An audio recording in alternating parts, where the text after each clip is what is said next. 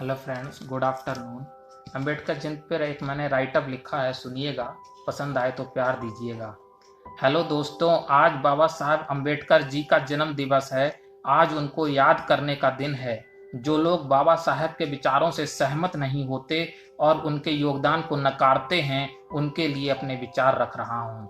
क्या आप ऐसे आज़ाद देश में रहना पसंद करेंगे जहाँ समानता का अधिकार ना हो, जहाँ योग्यता से अधिक भाई भतीजावाद और जातिवाद को बढ़ावा मिलता हो, और जहां आपके घर की महिलाओं को पढ़ने, बोलने और अपनी पसंद के पुरुष से शादी करने का अनुमति ना हो? क्या करेंगे ऐसे आजाद देश का जहां गरीब गरीब होता चला जाता है और जहां रईस गरीब को कुचल कर रईस होता चला जाता है? जी हाँ, मैं बात कर रहा हूँ भारत की इन स्थिति की जो आज़ादी से लगभग 50 वर्ष पहले की थी, जहाँ पे असमानता से प्राप्त जातिवाद और धर्मवाद से लोग लिप्त थे। जो भी महान शिक्षक व्यक्ति अगर मौजूद थे, जिनके माता पिता पुराने जमींदार थे, वो जमींदार जिनको जमीनें उन्हीं अंग्रेजों की जमींदारी, रैयतवाड़ी, महलवाड़ी प्रथा से मिली थी। ऐसे समय में समाज में व्याप्त इतनी कुरीतियों और विषमताओं के बावजूद देश के लोगों का गुलाम होकर दोहरी मार थी। तब प्रश्न उठता था कि क्या अधिक आवश्यक है, आजादी या फिर असमानताओं विषमताओं को समाप्त करना? क्या आजादी प्राप्ति के बाद वो समाज बदल जाएगा? क्या ये विषमताएं सिर्फ औपनिवेशिक घटनाओं का परिणाम थीं? जी नहीं, ये घटनाओं को हम उत्तर वैदिक काल में भी देख सकते हैं, जहां से ये शुरू हुई थीं। हालांकि भारतीय अंग्रेजी औपनिवेशिक काल ने इनको बढ़ाया जरूर। बाबा साहब जैसे महान व्यक्तित्व ने जिनका संपूर्ण जीवन ही असमानता, असम्मान और गरीबी में बीता था, ने ये ठान लिया था कि महिलाओं, बच्चों और निचली जातियों को उनका अधिकार दिलाना अधिक आवश्यक है, ताकि वो आज़ादी की लड़ाई के लिए और सशक्त हो सकें।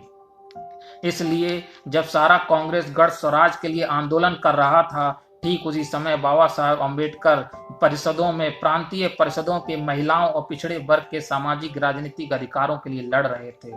क्या पिछड़े वर्गों के लिए पानी पीने का अधिकार मांगना गलत था? महान आंदोलन मानवाधिकार में से एक पानी पीने के अधिकार के लिए चलाया गया था। बाबा साहब अंबेडकर जानते थे कि सामाजिक सुधार वक्त लेता है। वो अपने जीते जी लोगों को कानूनी अधिकार देना चाहते थे।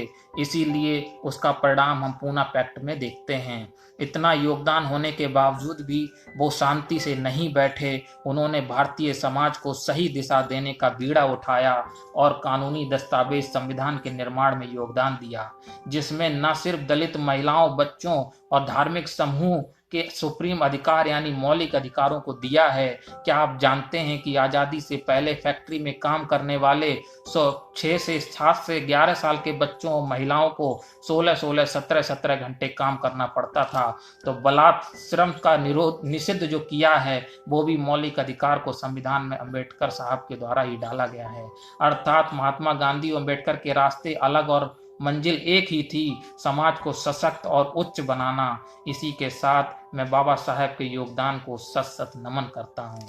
तो आशा करते हैं कि आपने ये राइटअप सुना होगा और कुछ सीखा होगा। तो थैंक यू। जय हिंद, जय भारत।